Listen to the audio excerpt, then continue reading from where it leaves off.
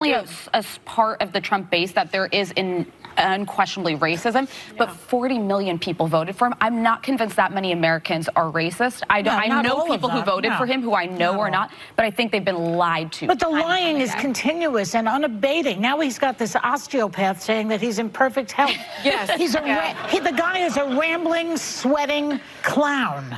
Yeah. He's forced into a girdle and golf pants. Yes. And they're saying that is the pinnacle of health. And what does illness look like? That's what I want to know. But if he gets reelected, he will destroy Well, listen, if he He gets reelected, we deserve what we get. Yeah. If we I'm not voting for him. Don't put me in there. If we put him back in, if he gets back in, we deserve what we got, because it meant that we were not loud enough or strong enough, or that a constitution wasn't strong enough to keep this bozo out. I know. Well, you have things working against the good. Yeah. And the whole world is getting a little weird. I mean, they just put a fascist in Argentina. Yeah. Of course, Argentina, don't cry for me, Argentina has never been the pinnacle of democracy. But you have it in Hungary, you have it now in Argentina, you have it in different places. Hey there, guys. Welcome to the channel. So it's hard to know which country our buddy Joy Behar knows less about, Argentina or the United States. I have no idea. I'm sure it ebbs and flows. But guys, even though she's a complete and total dummy, I very much appreciate that she's willing to take the fight to fascism the entire world over. Borders do not matter. If you are a fascist, Joy Behar is going to find you. But that's not what I want to talk about. I want to talk about a really, really wonderful fact. And yeah, guys, I get that. I understand that this might be wishful thinking, but it really does look more and more every day like there is basically a 0% chance that Joe Biden is going to remain president for a second term. And I'll get into everything that I'm talking about in just a moment, guys. But first, thank you for joining us. Happy Thanksgiving. And I really appreciate everyone who's been subscribing and leaving such great comments. Guys, if you haven't already, join us. Help us to continue to grow. Like, comment, subscribe. Most importantly, share the channel. It really does mean a lot, and it really does help. So it really does look like if Joe Biden is the nominee in 2024, Democrats are going to lose. Now, obviously, that is probably a very, very bad position for the country to be in right now this early, because what that says to me is that they're going to find a way to get rid of him. They will find a way to replace him. And my gut tells me it's not going to be Kamala Harris. And it's going to be someone that might actually possibly be a real formidable challenge, especially with the media playing their usual state propagandist role, right? It'll be someone like Gretchen Whitmer or Gavin Newsom. Everyone thinks Gavin Newsom. I actually think my dark horse is Gretchen Whitmer. But either one, someone who doesn't really have a really very good record to run on. But that doesn't really matter, because for whatever reason, they fit the media's likability standards, right? But anyway, the Democrats have to do something. I don't know what it's going to be or who it's going to be, but they have to do something, because they cannot, and guys, mark my words, they will not walk into 2024 with a candidate with this many issues. It's got issues mentally, physically, emotionally, and allegedly criminally. Joe Biden has issues. And guys, how crazy is it, honestly, speaking of physical issues, how crazy is it to watch the mainstream liberal media people like The View and the other talking heads, they come out and they question Donald Trump's mental and physical fitness. Literally, they lose their minds over the letter that his doctor puts out, while at the very, very same time, they try to convince us that Joe Biden is the absolute picture of health and mental acuity at the age of 81. While the White House, they basically hide, and they do almost nothing to celebrate the president's 81st birthday. They don't want you to even know that happened. But, at least for his birthday, they gave him one thing. They gave him an opportunity to pretend like he's hip. 1,000 miles. You could say even this harder than getting a ticket to the Renaissance tour or Repercussions tour. She's down in, it's kind of warm in Brazil right now.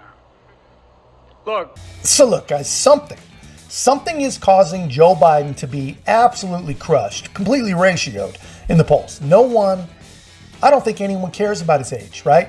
If all we cared about was age, guys, then how do we explain that Donald Trump is polling so well? They're very close in age. They're not far enough apart for it to be any kind of real difference. You know, no one cares about the president's actual age. All we care about is the way it is affecting his actual abilities. And honestly, guys, if he himself cared about it, if he himself loved this country like he says he does, like they say he does, well, he would absolutely be concerned about it also, because he knows what's happening with himself. Because really, you know, it's things like this, you know, that prove that his mental acuity really is on par with his age. It probably is even outpacing his age. And there's nothing, I'm not saying anything about his age or his mental acuity. It is what it is. It's just facts. And honestly, guys, to his handlers at the White House, if the guy can't keep Beyonce and Taylor Swift straight, then don't let him talk about them.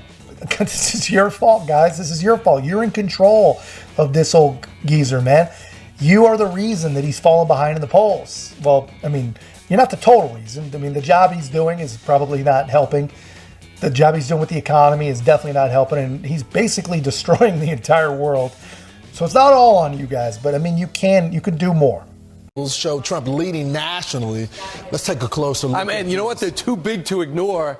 And the margin, obviously, was in the margin of error. Nothing's insurmountable a year out. Yeah, so if the election were held today, it's showing that Joe Biden would only get 44%, but Donald Trump is still at 46%, right. Brian. This is a drop from that 51%, and that's NBC. NBC, he's never been leading in the NBC poll. And we'll break it down. You'll see the battleground states. Among voters 18 to 34, usually bad news for a Republican nominee, even if it's younger than Donald Trump. Not bad news right now, and that has a lot to do with this Israeli-Hamas war. The president's on the right side of this, but a third of his party is for the Palestinian Hamas cause, which is more than a little scary. Remember what happened at the DNC headquarters a couple of days ago? They hurt 6 cops raiding the DNC headquarters full of Democrats, and these are left-wing Democrats attacking Democrats, hurting police officers. So, Brian, as you said, it's the war, but it's also being let down when it comes to the student loans. He said he was going to forgive them. He went through the process. It was illegal. The Supreme Court said you can't do that. Voters are holding him accountable. And by the way, the student loan thing is a big farce because you alienate a ton of people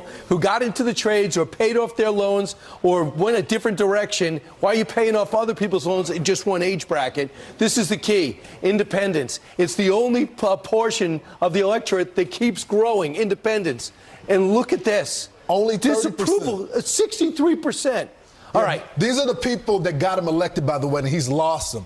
Let's go to the New York Times. Now, in Nevada, swing state up by 10 points. Donald Trump is. Michigan up by 5. Can I just stop here a second? Ahead. This is going to be key because abortion is going to be on the ballot in Nevada. That could be the balancing point. But the fact that Trump is up by 10 there is significant. It shows he has a little bit of room. Well, and to your point, Brian, Donald Trump has a little bit of a different message than the other candidates has been running on abortion. He's saying, look, you got to be realistic here. You got to get voters there. Passing national bans just isn't going to work. Jim Crow 2.0, right? The people of Georgia know better. Stacey Abrams is not the governor. Kemp trounced her.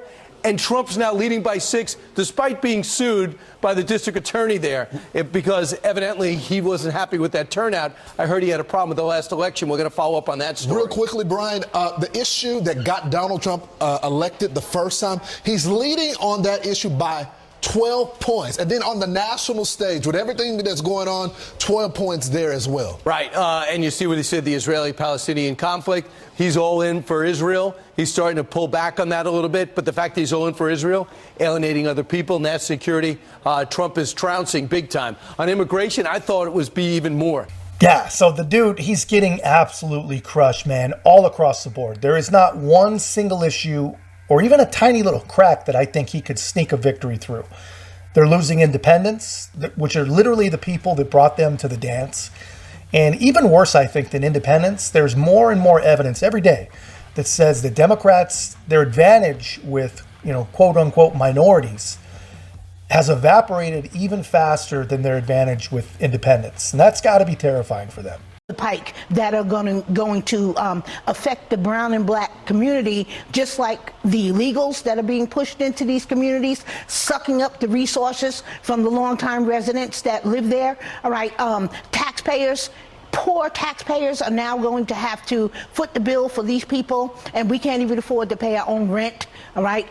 Now we have tax coming down to programs and different things that are going to be cut directly from our community to pay for illegals. All right, there's a problem with that. There's a huge problem with it. And, you know, minorities may be silent as far as being vocal, but I believe that, you know, in 24, this new election, the next cycle, we're going to see a overwhelmingly amount of people that we have not seen in 30 years come out to vote. All right, people are being educated on the voter registration piece, how to change their party affiliation, question number 14 on their voter registration form, and people are walking away from the plantation of the Democratic Party once and for all. Wow, I mean, dude, that is, what can you add to that? That's very, very well said, very well put.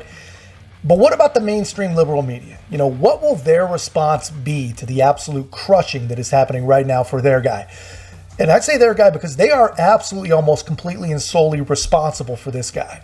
You know, and while they're all melting down, just take one little look over at MSNBC, everybody's favorite constitutional originalist, Joe Scarborough, always the very, very voice of common sense and decency.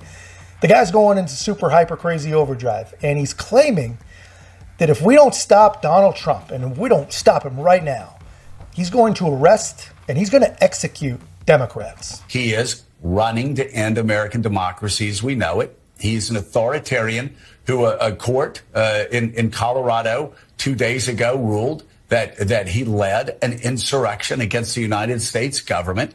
He's charged with leading schemes to help overthrow the United States government. So if they want to frame it that way, that's fine. If you want to be fair, then you will frame this as Joe Biden being the candidate that supports American democracy, and Donald Trump, a candidate who supports a new form of government here that's authoritarian. It's really that simple. And by the way, Reverend, now when people go, oh, you can't compare him to past Nazi leaders, you can't compare him to this past Nazi leader or that past fascist leader, because he hasn't done it yet, doesn't mean he won't do it when he gets a chance to do it. And if he is voted into office, then a lot of these people that are talking about literal or figurative or whatever the hell they're saying, you're going to look like idiots because he will get away with, he will imprison, he will execute whoever he's allowed to imprison, execute, drive from the country. Just look at his past. It's not really hard to read. The only thing that stood between him and the destruction of American democracy was the federal judiciary. Yeah, I don't even know what to make of that, guys. That's insane. That's crazy. Either Joe Scarborough forgot, which is possible. I mean, he's a Democrat now. But more likely, he never actually read the Constitution that he swore himself. He swore to uphold, protect, and defend the Constitution when he was in Congress. He was a Republican in Congress, if you guys don't know that, or if you don't remember that. Because there's a fact that he hit on, but basically he ignored it as he hit on it. A very, very key part of his argument. He said that Donald Trump would arrest, imprison, execute, and expel whoever he was allowed to. That's the important thing here. Whoever he's allowed to. I think it's Scarborough being smart enough to give himself an out, because that's a ridiculous argument. And it's obviously a very, very hollow, very disingenuous argument. The guy, Trump, has no intention to arrest or execute anyone. But even more important than his desire, to Joe's point, he's not allowed to, guys. And he will not be allowed to, because regardless of either side wanting to sound the alarm of doom and gloom, despair and worry, no one, I don't care how crazy you are, progressive or whatever, no one who is elected to the government of the United States of America can rule as an authoritarian dictator. That is the beauty of this country. It's one of the many, many beautiful things that our founders created. We have the best checks and balances in the world. We have the best constitution in the world. And to Joe's point, we have the best judiciary in the world. So none of these doom, gloom, conspiracy theory, doomsday scenarios are even possible. They're just selling pillows on advertising. It's all they're doing. You know, they're not possible, let alone likely. So the guy's just using dangerous, frightening hyperbole to confuse and scare his poor mushy brain viewers, because those people really do believe it, which is really freaking messed up when you think about it. Those people trust him, you know, and they trust him, and they're being lied to. They're being worse than lied to. They're being used. They're being coerced. They're being led. So anyway, that's Joe. And let's see what he has to think when his actual friends come around and tell him not to ignore the polls, because the polls, they're in line and the polls are right. And what they're really trying to tell him is, please stop lying to your mushy brain victims. 20 minutes before the top of the hour, live look at the White House. Political strategist David Axelrod continues to raise alarms about recent polls that show President Joe Biden losing to Donald Trump next November. Well, and by continues, we mean since 2019. Speaking with columnist Maureen Dowd, Axelrod warned the Biden campaign against discounting the numbers, saying, quote, "I hope they don't think the polls are wrong, because they're not." He continued, "I think Biden has a 50-50 shot here, but no better than that.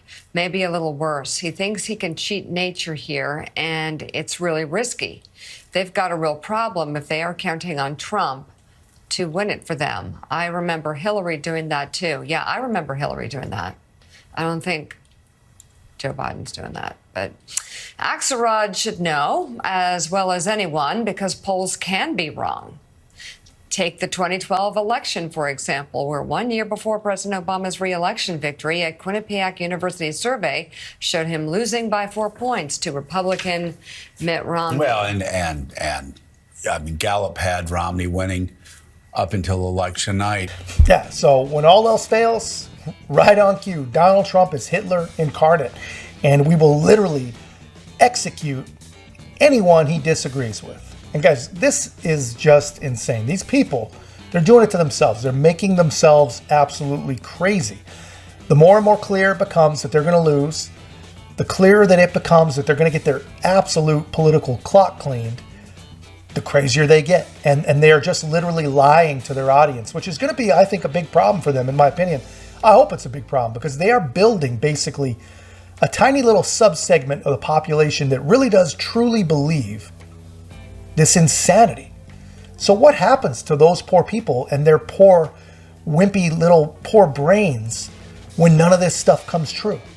Guys, that's a scary, scary question, especially when you take into account that Joe Biden is literally trying to do everything that they're saying they fear, except for the executions. But just about everything that they say Donald Trump should be feared for, Joe Biden's actually trying to do.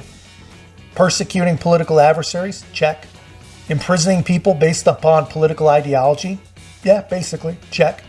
Weaponizing and using federal apparatus and basically a police state, yeah, that's happening, guys. And, you know, the man and his people, they're doing literally every single thing that Joe Scarborough claims that he fears. But just like every other thing, whether it's racism or sexism or this or that ism, nothing is an issue, nothing is a problem, nothing is a concern if Democrats are doing it. They're just, it's the same old story every time. And they're judging everything by polls that have been wrong in the past. And it's true, polls have been wrong in the past. But if you look at the difference, if you look at the similarities, and really just look at all of the numbers as a whole, they weren't all that wrong. They weren't this wrong. They weren't all wrong at the same time. They weren't wrong on every single issue and every single question. Now, when you look at what crippled the polls in a lot of those cases, if you ask me, my opinion, it all goes back to abortion. And I'm guessing that even the abortion advocates, even the single issue abortion voters, they eventually have no choice but to wake up and realize a couple things. And if you don't know this, guys, I'm going to tell you. The first thing they have to realize, Republicans are weak, and they are never, ever going to take away abortion. It's just not going to happen. It's more important to both sides as a divisive wedge issue that makes money, makes voters, makes power. And B, second thing they have to realize, there's about 1 million other issues that really, really are pressing issues, that really are life-altering issues that are going to need to be addressed well before the abortion debate is ever settled, if it's ever settled. Now, obviously, that's a very, very difficult issue to try to base any theories around, but that's just my guess. Aliza, the Democrats as an independent voter, you probably see this, they target different groups. It doesn't look like the targeting of minorities, young voters, is working for them. Could you see yourself giving the Democrats a shot this election? I really am focused right now on the security of this country, and which I do think is tied directly to the security in Israel, the only democratic state in the Middle East. So for me, my issues, which are normally, abortion and rights and equality for everyone, right now I am a single issue voter. Yeah. So I will vote for whoever I think is the strongest on those subjects. Speaking of abortion, Stephanie, it looks like the Democrats are going to double down on that being the main issue. And they've gotten some great success from it in the past elections, especially the midterms. Do you think that issue alone is going to be enough for the Democrats to reelect Joe Biden? Look, if you ask me on a personal level how I vote on abortion, I am pro-choice 100% of the time. However, to me, it's a secondary issue right now. First, we have to make sure that America is around for the next 4 years and not turned into another country that's part of the Middle East. I mean, I'm serious. This is a real threat to democracy. We're seeing it unravel in front of our own eyes, and we're not doing anything to combat it. So I can wait and talk about abortion later, but I also want to point out that for the first time, abortion rights were reduced under President Biden. That was not under a Republican leader. So I think it's totally irrelevant who our president is if we're really talking about concretely when rights are altered. Wow, I mean, that's pretty reasonable. I mean, you really, really cannot argue with that. And guys, let me know in the comments if you agree, but I have to imagine the Democrats, they'll look absolutely foolish. They'll look ridiculous if, with everything going on in the world, and maybe I'm just giving people too much credit, but with everything going on in the world, Ukraine, their own party members supporting basically terrorism, home prices, interest rates, inflation, families' credit card balances are climbing to never ever before seen balances, records. At the same time, and no one ever talks about this, I don't know why, but money in circulation, actual cash in circulation, shrinking to its lowest level as a percentage of GDP since 1930. With all of this going on, if they really do double down or triple down and make abortion, they're the one sole issue about this election, I think it will finally backfire. But, I've felt similar things in the past and been very wrong, but here's what I think is different now. Now we have a leading Republican candidate that really is metering and being very, very careful, delivering probably the most moderate abortion message we've ever heard. Now, obviously, it's very, very unlikely that the entirety of the Republican Party gets that message and gets on board with it. Mainly, not even because of beliefs and core values or whatever, because they're just really not that smart, okay? Unfortunately, that's the truth. I'm also hoping that this moderate stance, that it doesn't really hurt with Republican voters in its base. I don't think it's going to. I think it would have by now. However it plays out, that is a difference this time around. So we'll see what happens. But as things stand right now, guys, it's going to be very, very difficult for Joe Biden or any Democrat at all to take this second term. But obviously anything can change. Hopefully we won't be in a gazillion wars all around the world by the time the next election rolls around. I really, really do hope that's the case. Please, God, get us out of these wars. And maybe that'll change things. We should see. Maybe no more wars would help Joe with younger voters, because that is a huge, huge issue for him. He's having a real problem with young people. And the truth is this, the Democrats, they have always required young people to win. They need young, single issue, undereducated, underinformed voters. They need dumb young people who haven't experienced life and really have no clue what works or what doesn't work, or even what's already been tried and failed, like socialism, for example. Half of these kids have no clue that it's literally claimed the lives of millions and millions and millions of people as it has failed over and over. They think it's a good idea still. It's freaking nuts. But anyway, they need these young people in order to win. And it's looking like they're losing them. But anyway, guys, that's just my take. Let me know your take in the comments. If you haven't already, guys, please help us to continue to grow. Like, comment, subscribe. Most importantly, share the channel. We'll see you in the next one.